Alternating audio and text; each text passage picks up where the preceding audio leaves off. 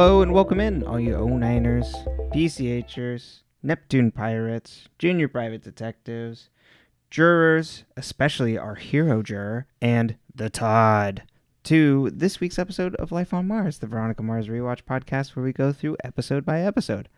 I'm Brenton. I'm Emily. And we're here to talk about Season 2, Episode 10, One Angry Veronica. I really should have remembered that without having to look at my notes. It's a weird one. It sets up the weirdest episode in the series, though. Yeah, absolutely. Yeah. Next week's episode is a field day. I cannot wait for that conversation. Mm-hmm. I remember every detail of that episode. Damn, really? It is because it's so fucking weird. Yeah, it's ridiculous. It's not good. No. But it plays a very crucial role in my personal satisfaction and happiness. Okay. It cleans house, if you will. Uh-huh. It's like if you do like self-development or like in the spiritual world, shadow work or whatever, like a little bit of like internal house cleaning, a little cast member house cleaning. Yeah, totally. With some external. And they do that a little bit this episode too. Yeah, they begin the exodus. Uh-huh. But yeah, I really like this episode. I didn't remember liking this as much. But it is literally, there's a lot more jury scenes than I remember. And that's pretty much the whole episode. It's like we get some tease at the beginning for like some like stuff that'll happen next week, and then like her and like going to like jury duty, and then Keith at the police station. Yes. True two-hander. The Keith police interrogations is one of my favorites too. Yes. But it does make me sad. Totally. Yeah. Your boy. We thought you were better, Leo. We're so excited to see you.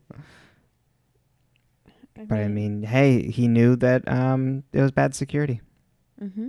So, but I do have some background info for you today. On the jurors, because there's a few of them that I was like, oh, I totally recognize them. I need to look this up. The annoying sports guy? Oh, the annoying sports guy. Where was he from? I don't know. Oh, do you not know? No, I just am like, you were annoying. I hate you. Oh, yeah. So his name is Robert Maschio. But he was known for playing the Todd on Scrubs. Of course. Yeah, the really bro-y surgeon. God. I watched just enough Scrubs to like for that to hurt. Oh God, I watched a lot of Scrubs. There's a non-insignificant period of my life where I watched a lot of Scrubs. It was like always on, so it was one of those things that it was like if David and I couldn't pick a show, we'd put on Scrubs. There you go. I think I owned one of the seasons on DVD. Oh, so you were committed. Totally, 100%. See, I was more of like how I watched How I Met Your Mother, where it's like it's on. I've watched a lot of episodes because it's always on. Yes. That and Burn Notice is always on. Hey, that was hand in hand that year. I was watching a lot of Burn Notice. I think that's when I think in high school is when we got whatever the DVR function on the cable box, so I was able to record Burn Notice like my junior or senior year of high school, which was awesome. And then my buddy Wags also really liked Burn Notice, so like I'd go over there and sometimes we'd watch Burn Notice. But with Scrubs, I think also from what I've heard, that was like many people's like college show, because it was like always on like during that period of time when we were like say in high school or like younger. Like so it was just like, oh yeah, we just turn on Scrubs because it's always on cable. Yeah, but that's like a generation before us. And then also the woman who is her official credit is women's study professor, but works at Hearst and offers Veronica, it's like, hey, you should apply, is from The Wire, and that's how I knew her. But it's Charlene Michael Hyatt, who's actually British. And then our hero of the entire episode, whose official credit is knitting grandmother. God, really? Yeah. I wouldn't even look at that woman and think she's a grandmother, but I guess that's television. Right. She probably makes some offhand remark of like, my niece or my grandchildren, like Yeah, because everybody loudly announces what's holding them there. But that was Yvonne Cole Mendoza, who was Miss Puerto Rico in 1967. Okay. And competed in the Miss Universe pageant that year. And is an actress and has been in a bunch of like small roles. But then was a star on Jane the Virgin. Oh. So yeah, good for her. They got in a ringer. A lot of people told me to watch Jane the Virgin, and I never did. Yeah, I heard good things. Seemed fun enough. I don't know why I didn't, but yeah, it seemed a little like. I'm sure it's very like fun and to watch, but it just seemed like just twee enough that I'm just like, I don't need to watch it.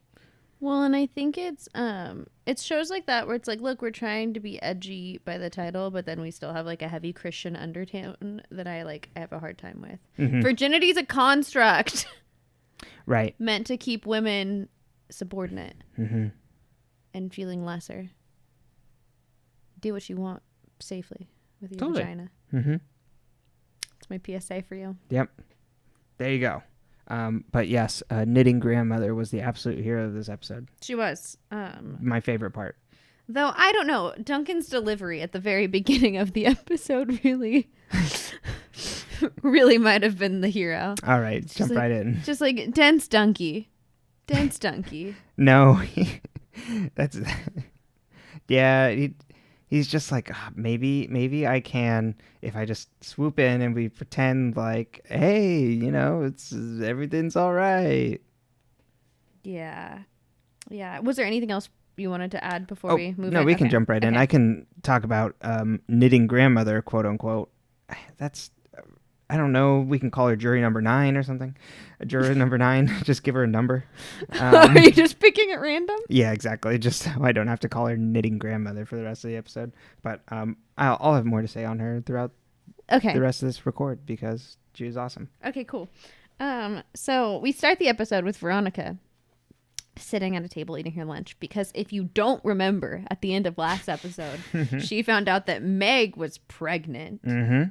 And then Meg woke up when Veronica walked out, which seems like weird timing, but all right. No, yeah, it looked like the start of a horror movie. Like she was gonna like start chasing after Veronica. She's like, "Arr." Veronica, get out of there. Wake up and this bitch is here.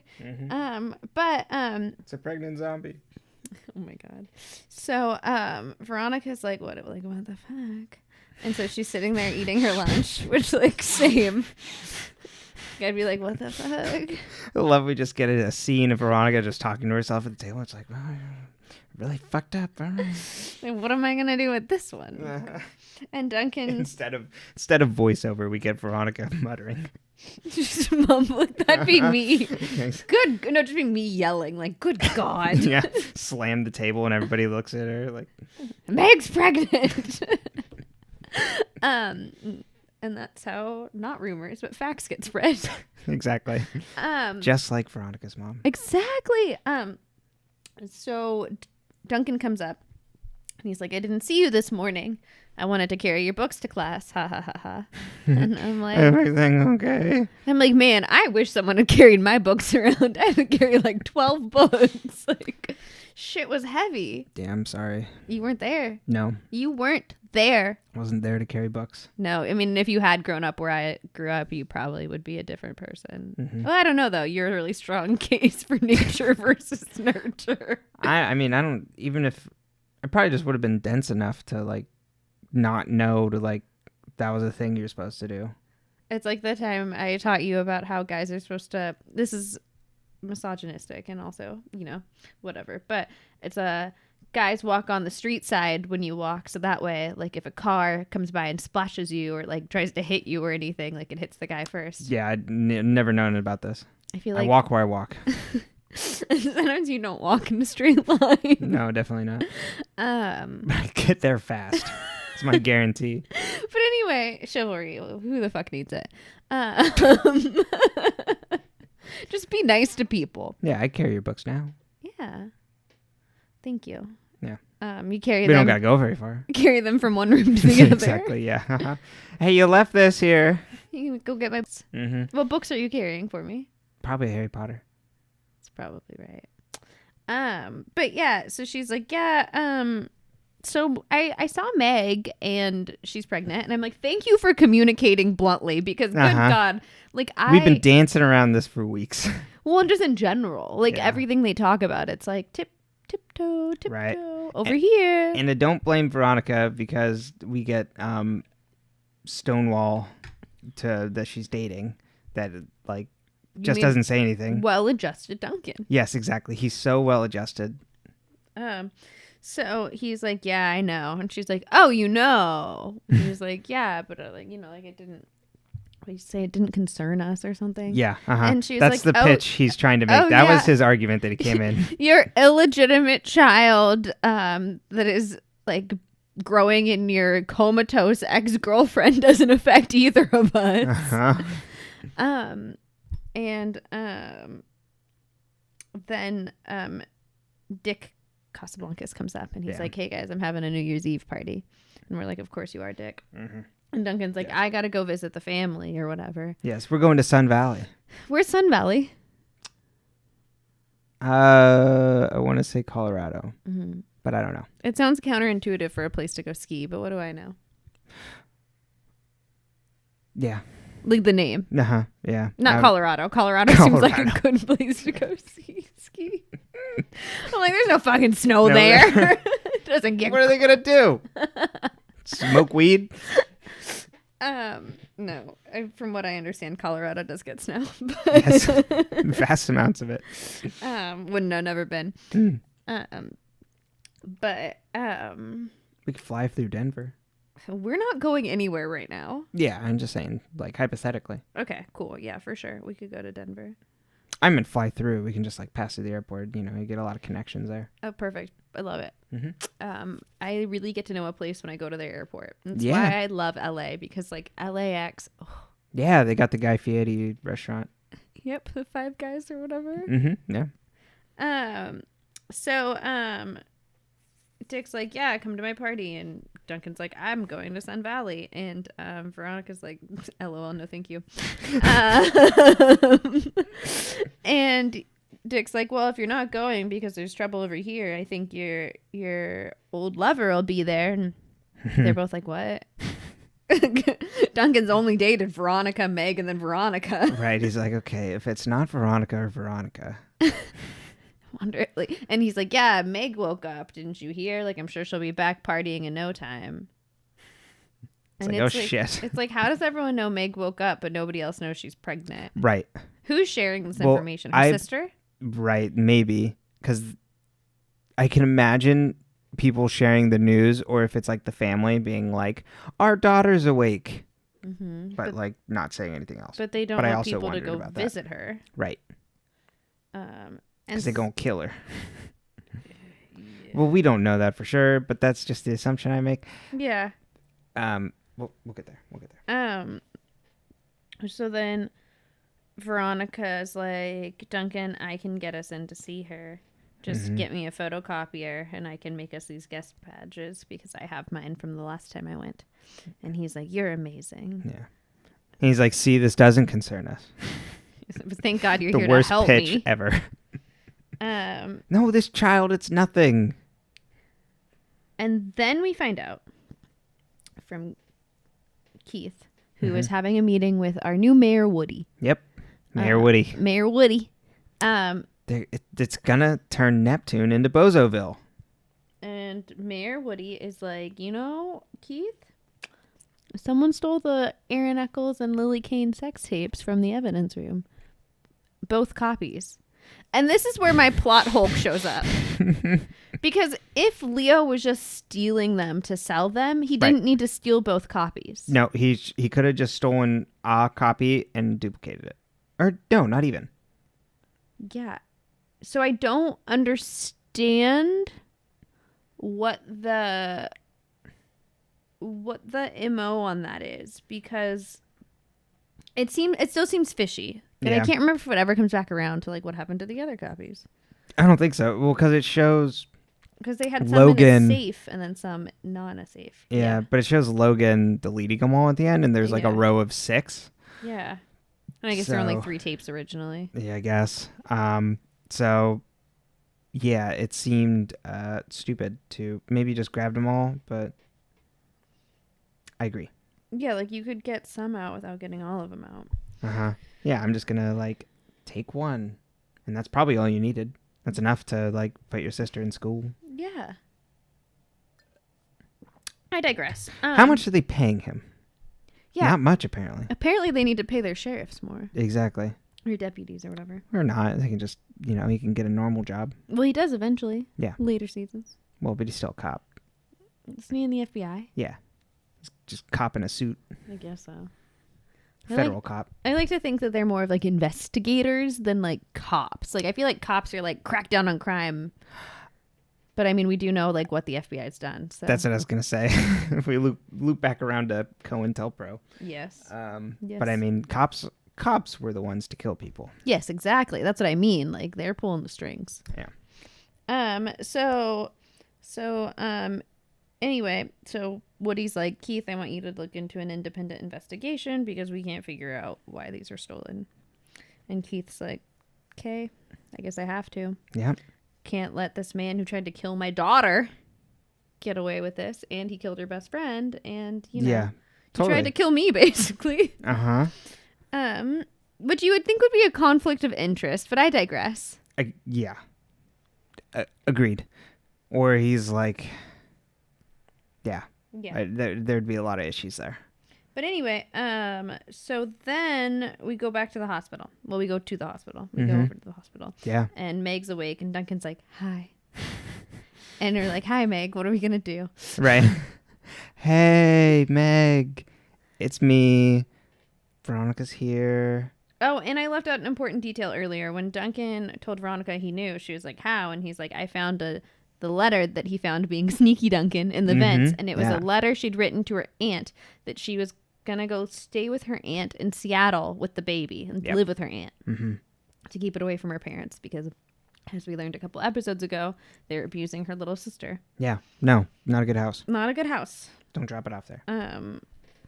And so, they find out that from Meg that her parents want to send the baby to a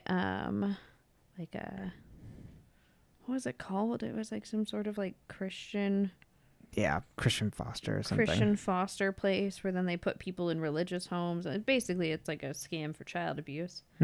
Or they want to keep the baby, her parents. And Meg's like, don't let them have it. And so Duncan's like, okay, sounds good, I guess. Like you do, or she's like, yeah, but I want to go live with my aunts. That's what I'm going to do as soon as they let me out of here. I'm going to go live with my aunt. And then she looks at Veronica as they're leaving because then the nurse catches them in there. And she's like, Veronica, stay for a minute. And Veronica's like, okay. So she goes over to Meg. And Meg's like apologizing for being an asshole earlier. And she's like, I was upset because I saw you with Duncan and I knew I was pregnant. And I was like, why didn't you tell him? Yeah. But I guess she was very early pregnant. And like she couldn't have foreseen her bus going over a cliff. No. But I digress. No. So then she's like, hey, if I die, because I think I'll die, just because. Oh, yeah. Just for, make sure my parents don't get the baby and they don't send it away. And she's like, promise me that, Veronica. And Veronica's like, okay, whatever you say, Meg. Yes. I got you. Yep. I'll take care of it. Yep. And so then Veronica gets home and her dad's like, you have a good day? And she's like, no. And he's like, okay, well, if I made like leftover lasagna for dinner, make it a good day? She's like, not really.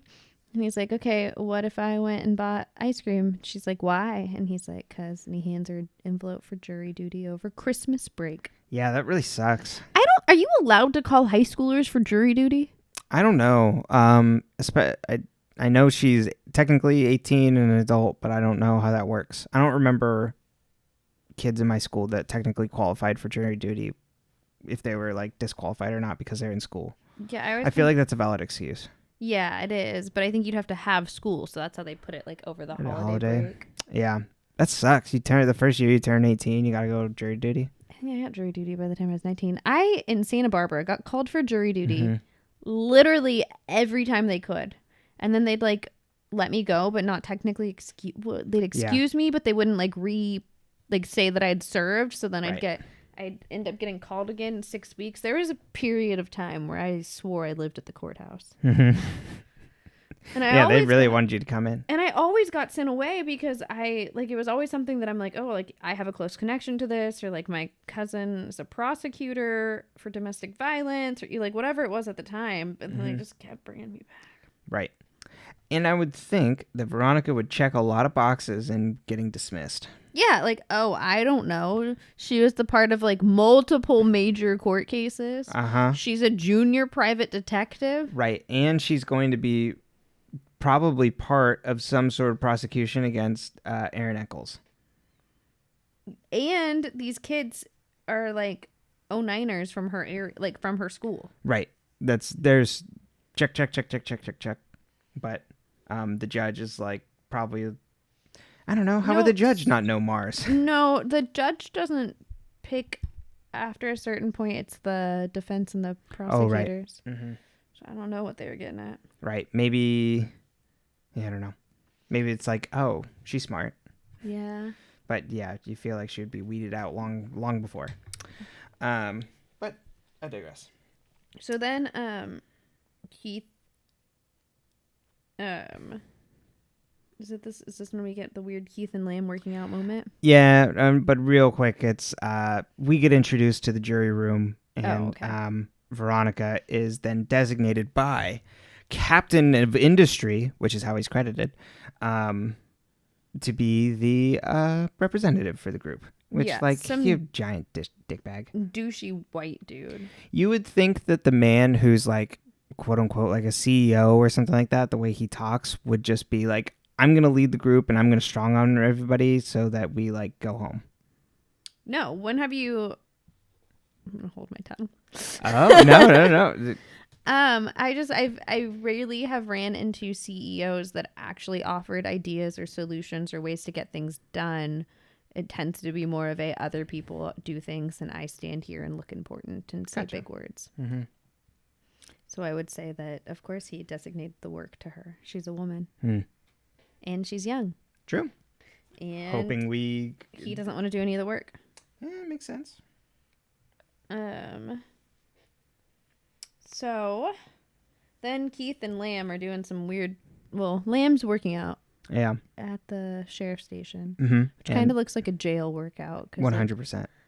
I'm like, oh, cool. It kind of looks like he's got the small little mirror too, the thin like standing mirror. Almost looks like it'd be like a standing mirror that you'd put in like a tall locker. Mm-hmm.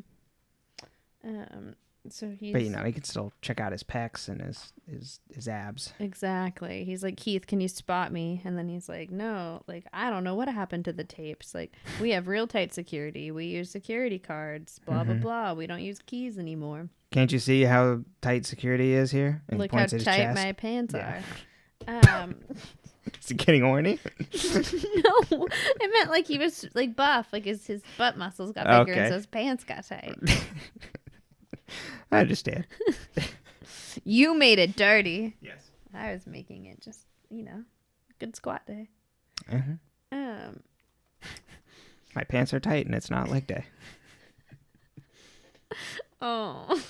Do you think Lamb does legs? Or is he just all glamour muscles? I feel like he strikes me as a dude that would just do glamour muscles. Yeah, but I feel like quads are a little bit of glamour muscles for men. Okay. Quads and calves. Yeah. Men love to have strong calves. Oh, interesting. That's what I know about watching men work out at the gym. Yeah. Upper body and then like quads and calves, but then like no glutes. Yeah. No, definitely not glutes. Hamstrings. I mean, I guess if they happen, they happen. If they don't, they don't. Right. If it's part of the workout, then so be it. But yeah, no, it's interesting. But anyway, so then we go back to jury duty, and the the CEO dude's like, let's just vote and get it over with. Mm-hmm. And so Veronica's like, we should go over the facts real quick. Right.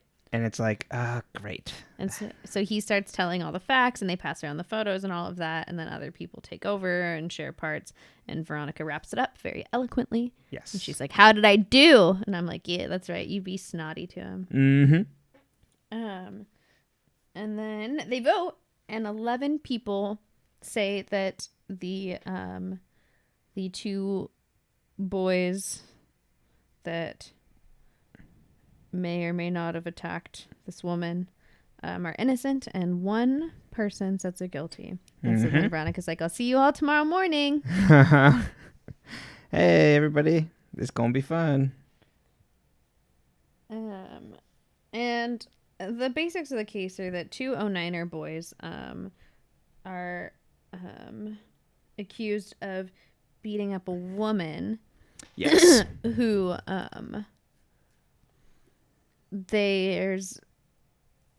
it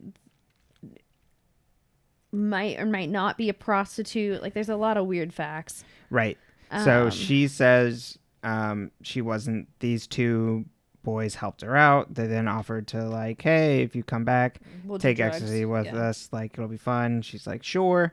And then gets beat up. Supposedly, a man comes who they later say was her pimp, but that's not entirely certain at all either, to, like, help her out. And then after that person, like, beats her up they say, like, beat her up and runs out. So yeah, there's a lot. And then, like, one of the facts is that supposedly the pimp and the boys tell the same story, which doesn't make any sense, but I digress. We'll get into that later. So Keith continues to interrogate the sheriff department. He talks to the one guy who, in our very first episode, is searching Veronica's locker. I'm just like, why do you work here? You don't like your job and you're not good at it. Yeah, hey, it's comfortable. And he's like, yeah, security's great. Sachs, I think his name is. Yeah, he's like, security's great. Deputy Sachs. I love it all, blah, blah, blah. And then he interrogates Leo. You know what it is, actually, real quick before we get to Leo? I bet, like, even though he's kind of like Lamb's a turd, but, like, he actually does really like Lamb. It's a similar to, like, Jimmy Pesto and oh god, the guy that works at his restaurant. You know what I mean? Where it's just like, oh, there's just this, like, sidekick who, like, oh, I actually like this guy, even though he's like, I can see that he's a giant ass.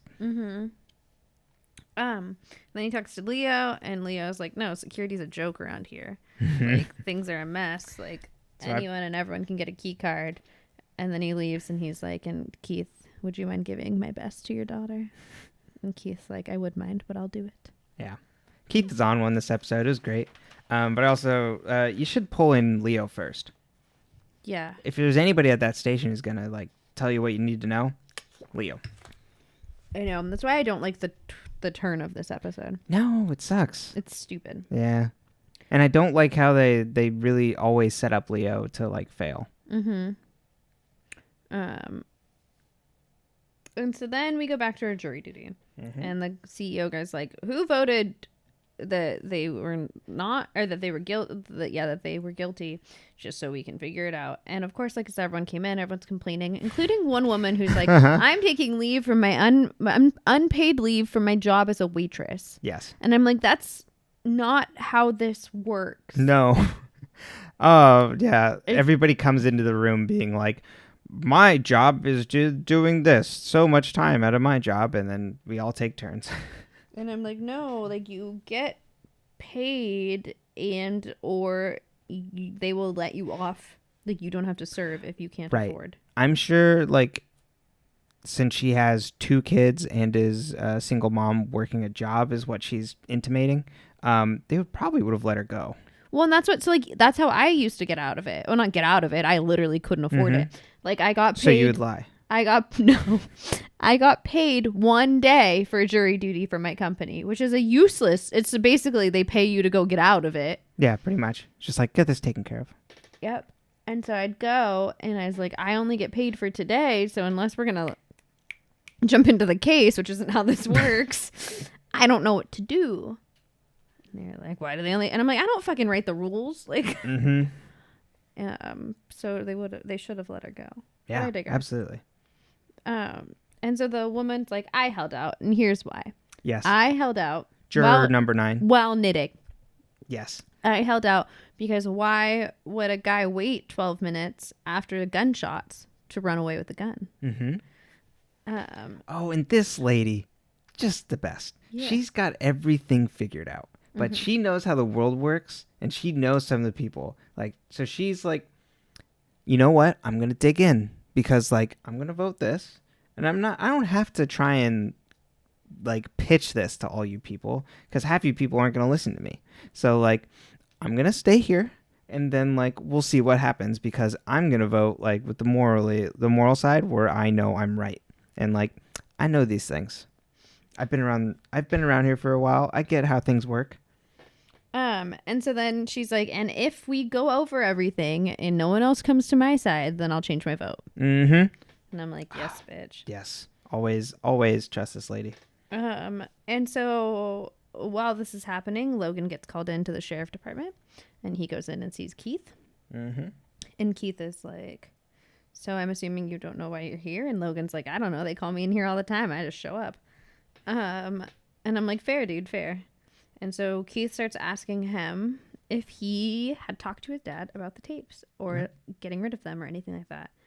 And Logan's like, what the fuck? And then they get interrupted by a phone call.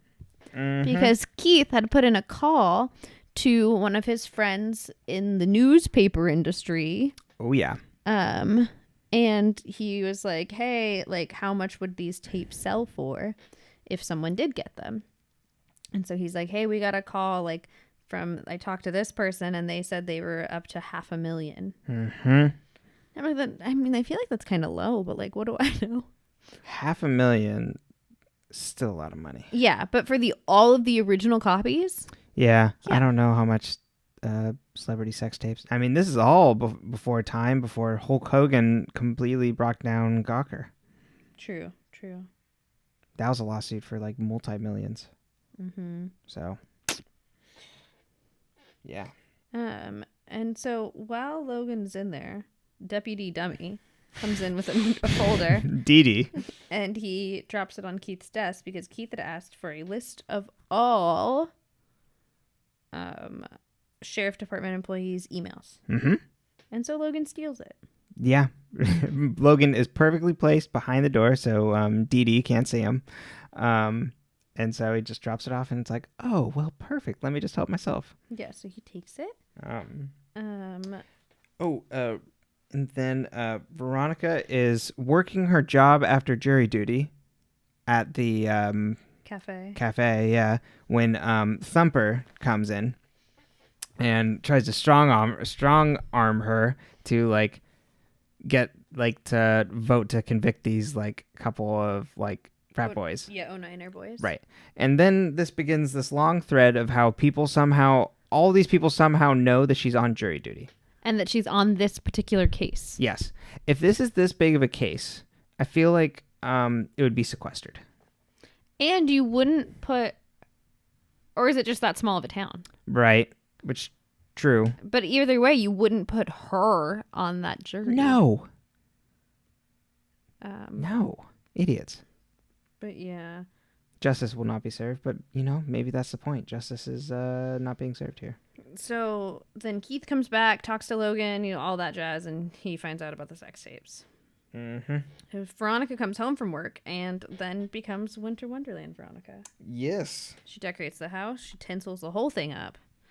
And she bakes them. Yeah, I guess she bakes. She bakes them pheasants. She does.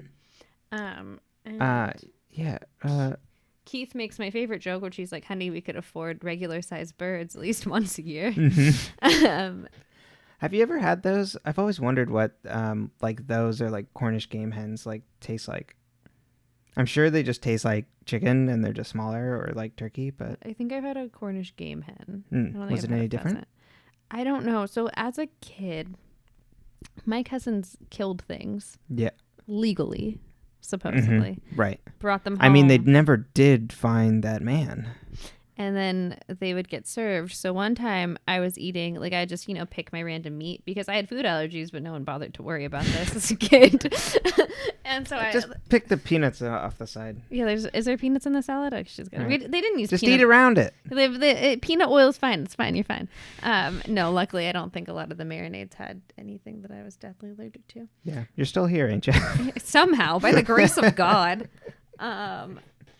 And I picked some meat up and I put it on my plate and I was eating and my cousin looked at me. I won't call them out by name, but they know. And they're like, "Oh, are you liking that?" And I was like, I pointed to some of the meat on my plate and it's a darker meat. And I was like, "Yeah." And they're like, "You know what it is?" And I was like, "No." And they're like, "Well, I killed it." And I was like, "Congrats." Like, I'm gonna keep it. Yeah. I'm like 7. Like, I don't You won the award? Also the youngest in the family and like 0 fucks given child. Mm-hmm. And he's like, "Yeah, that's, it was a deer. That's Bambi's mom." Fun. And I spit it out and I cried. Mm-hmm. And guess who got in trouble? Yeah. Can only imagine. Granny, I wonder their why. mother, everyone, except for my mother, who's like crying, laughing. Uh-huh. Tia Mary's trying to give me candy to make up for it. It's just a mess. Your mother cackling in the corner. Yeah, my mother just dying laughing. But yeah, so I ate a lot of weird animals. Weird to me now that I. They take offense to that. I did not like deer meat. I think it was deer. It must have been deer. Never had deer. Do normal people eat deer? I don't think Is that so. a thing? Normal people. Do normal people eat deer? I don't think you'd find deer on a menu. If that's what you're asking. Yeah, and to this day I have no idea what it was. You know what I mean? Like, what was it really? 7. Yeah. Yeah, venison. Oh, right. Okay. Just because I haven't had it doesn't mean it doesn't have a proper name and isn't served places. Cool. Uh-huh. Yep. Uh-huh. Hey, smart. I'm such a foodie. You're such a foodie. Uh-huh. Have you never had it? No. I would feel like your family would do that. Not like catch a deer and eat it, but like eat Right. deer. Purchase the deer. One time, speaking of weird meats, one time when I was visiting my grandma Susie as a child, we were up in Benicia. They used to have this little like by the water like carnival street fair thing. I think it was in Benicia. It was near there, and they had like it was like these corn dog things, but it was shark on a stick. Shark? Uh-huh. Did you eat it? Yeah. How was it? I remember like. So you know what I really remember about this day? I got to ride a pony at the fair.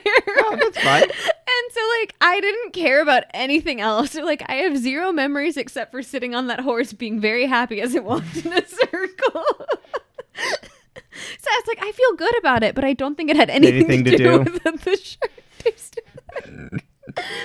It was the pony. Yep, it was the pony. It was the pony. But yeah, just weird things I've eaten.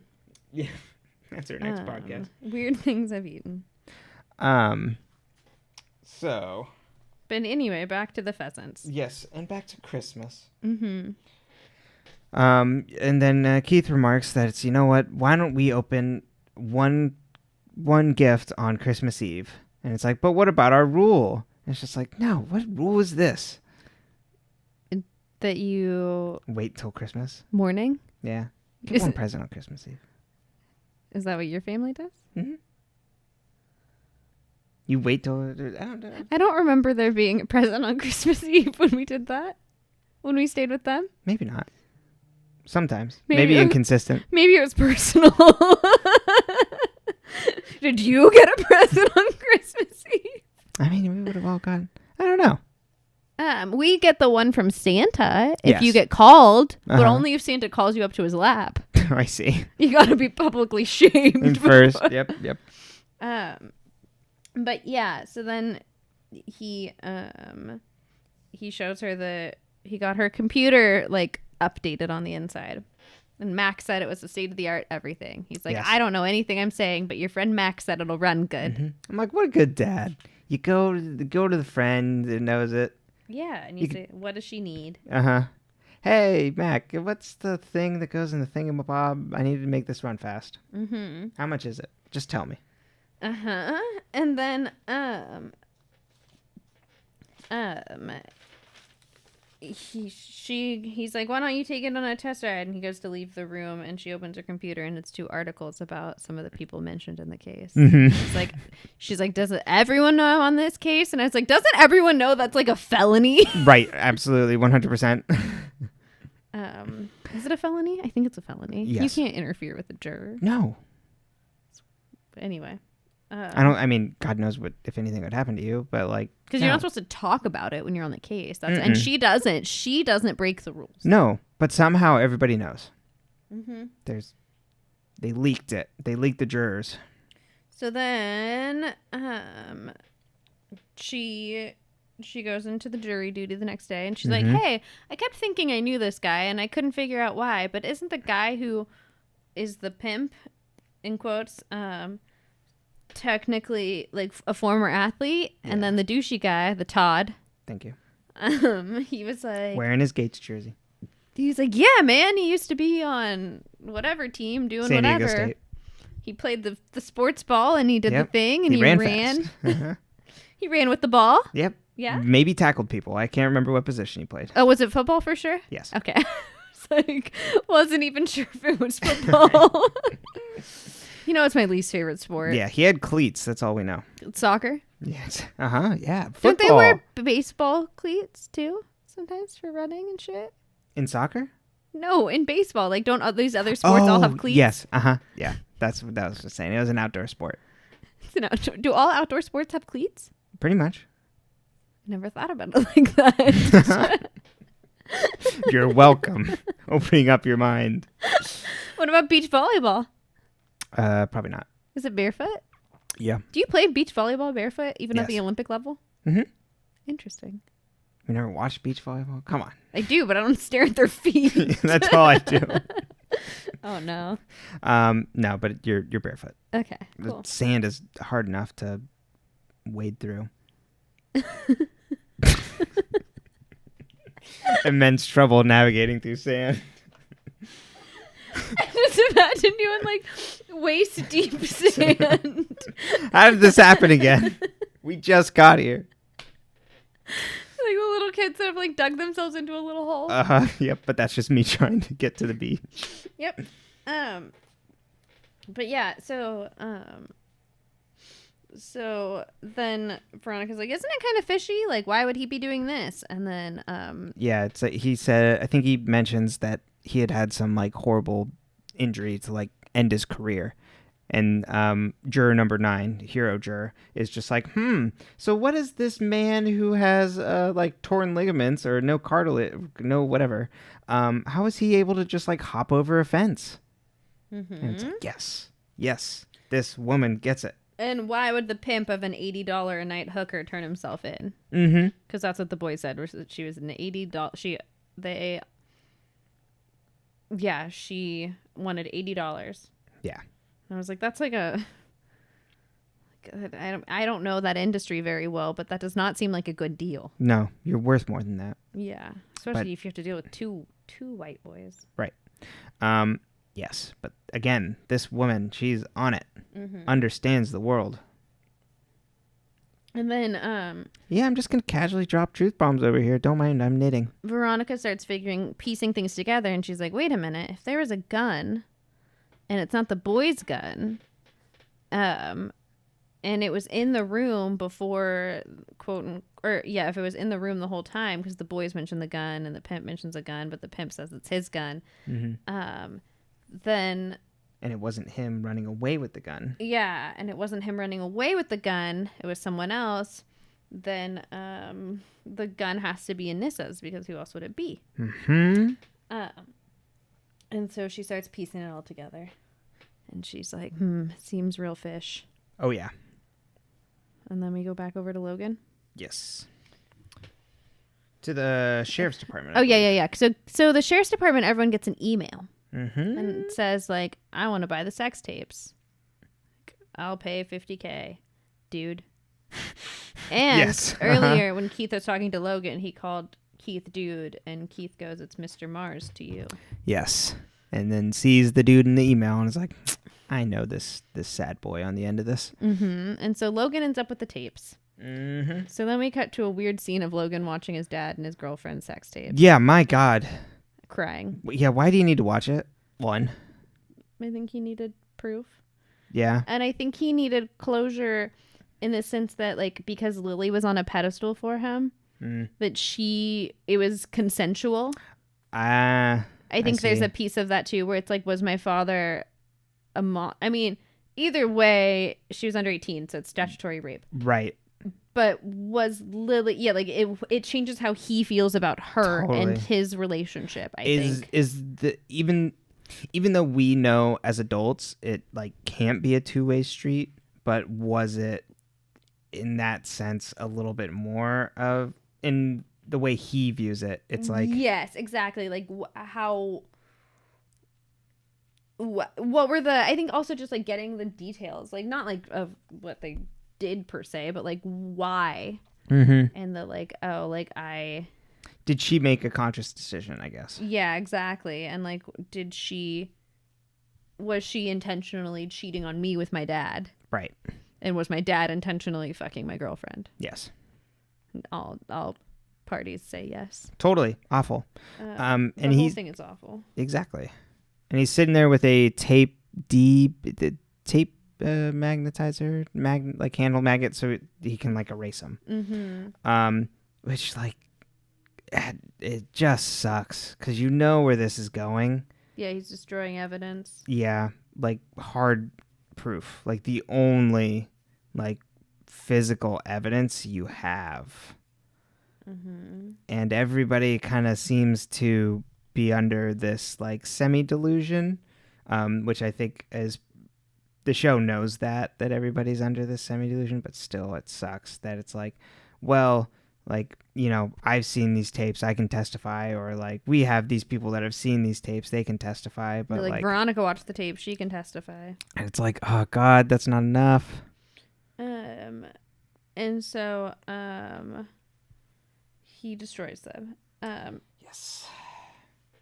And awful.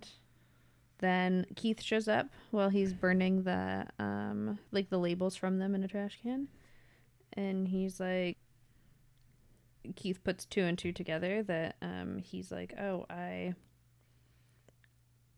it had to have been someone inside who bought them and sold them, and that the person who did it was conscious enough to know they were selling them to Logan. And how did he get them for only, because he only paid $50,000 for them. Yes. When they were up to $500,000 in value.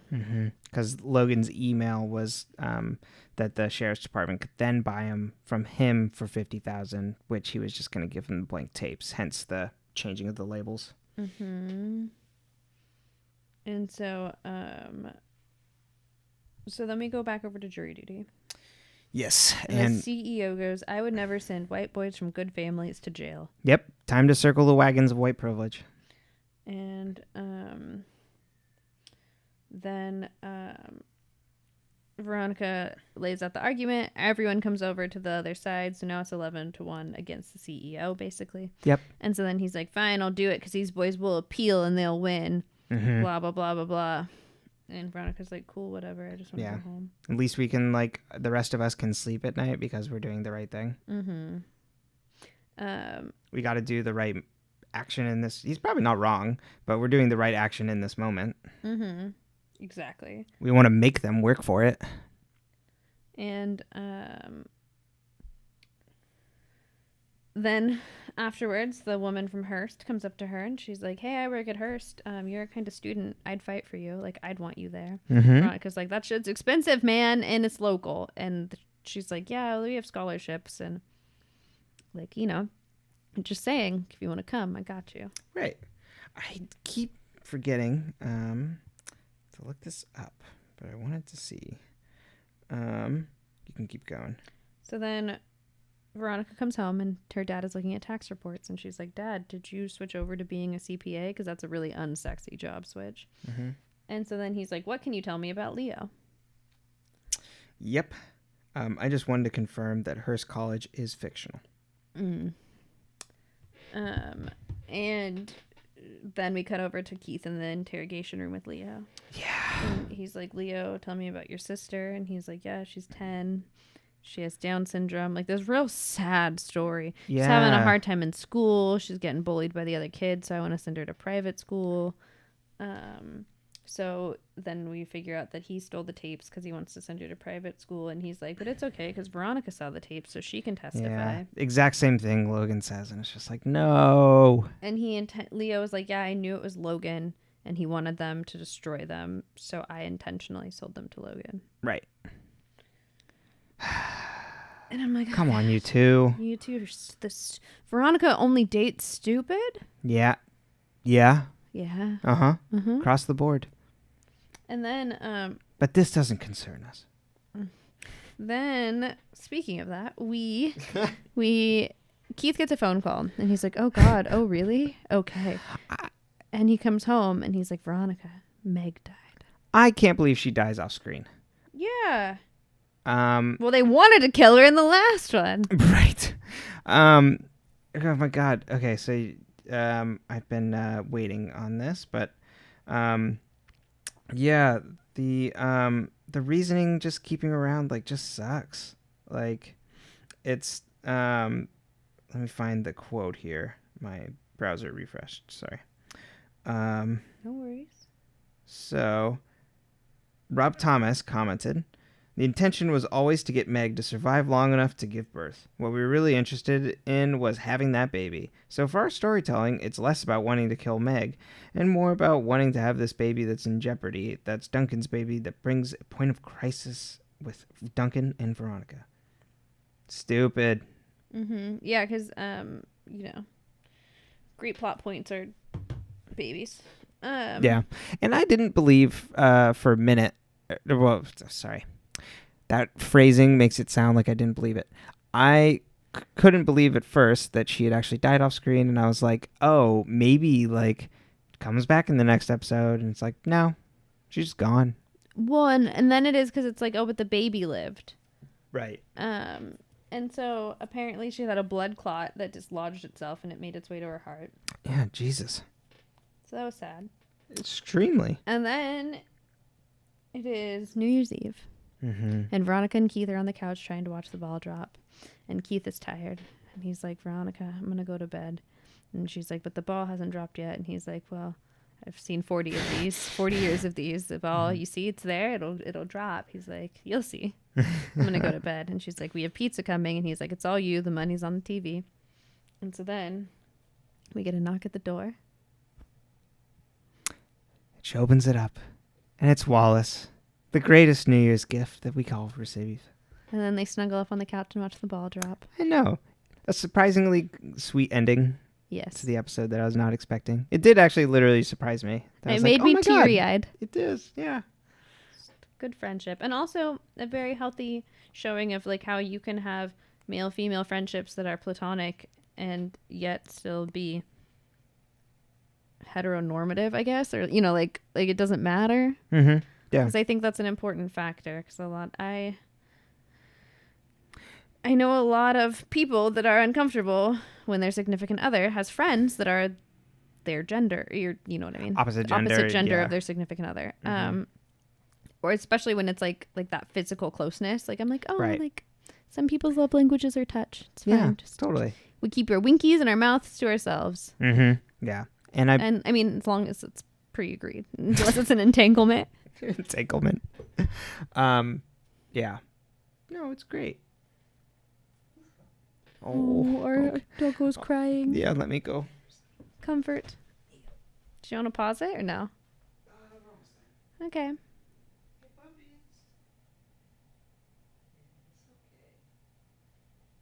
So you had a bad dream. You take a nap now. You woof around. His tail wagged. Oh. He's a thumper. All right. I'm back. Well, I think that's it. Yeah. The next episode, though, clean house. Yeah. It's going to be rough. It's kind of like, you know how things are always like darkest before the dawn? Yeah. It's like, oh, like this is like, it's rough. Like you're like, should I quit watching this show? But then like, it's so much better. And it's kind of hilarious. Like, if you can remove yourself from wanting good television, it's fun. Good. Yeah. I completely agree. All right. Well, should we plug? Yes.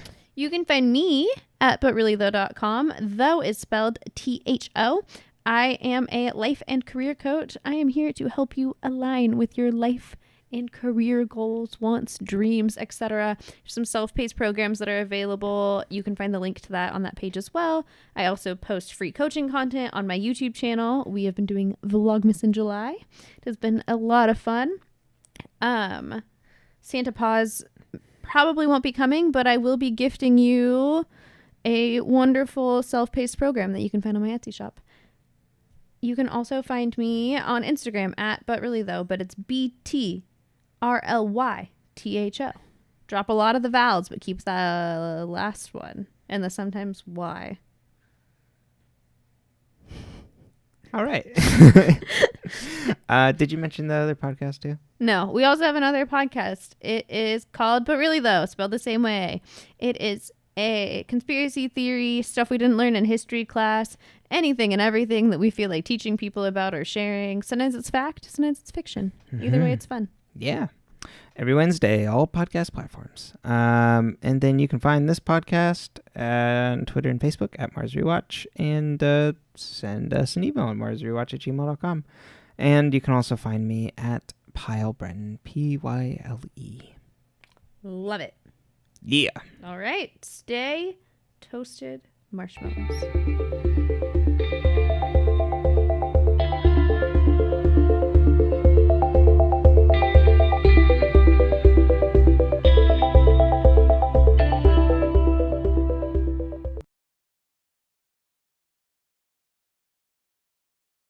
Push the button. The sting? Yeah. Okay. Yeah. How was your day? Yes, it's fine. Yeah? What'd you do? Worked. Oh. Yep. Oh, interesting. Me too, but like different. Oh, how so? Well, like I work for myself. Oh, I see. I also slept until 11. Yeah, that's pretty nice. Yeah, except that I couldn't fall asleep until like 3:30. Oh, I forgot to mention this morning when I woke up. I was having this dream that oh God, what was the beginning of the dream? Oh, We were in an entanglement with Jonathan Van Ness. No, it was Because that was mine. Oh, really? But it wasn't a deal. Like it was just like we didn't do anything, but it was like we were a thing. Oh, okay. Did we have an awkward interview? No, it was totally fine. And Anthony was there, like everyone was there. It was cool. It was no big deal. It was just cash. Oh, good.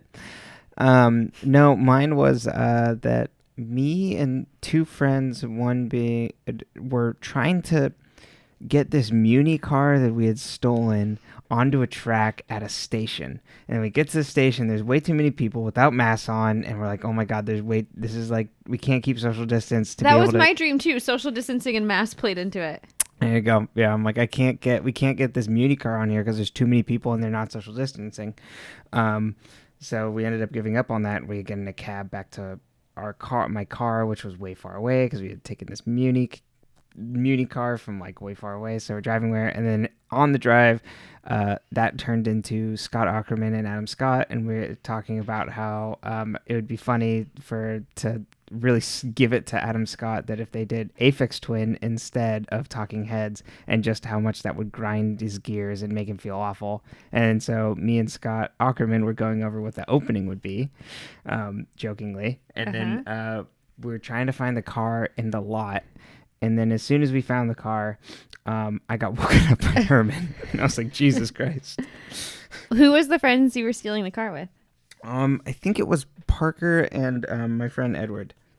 I love this. Uh-huh. Yeah. We had stolen the car. We just need to get it back on the track. Yeah. Because then we were going to ride it home. Uh-huh. Super weird. But I thought I was surprised at how coherent I was in like taking the steps in this dream, and then finally having a cogent idea of how to like make fun of the podcast I had been listening to the day before. Welcome to my dreams. Mine are 4-dimensional chess always. Mine are never like that. this and the one last night was a little. I was like, oh, like it's a little weird because I was like, I woke up and I was like, normally, like I would have remembered that Jonathan wouldn't have been attracted to me per se.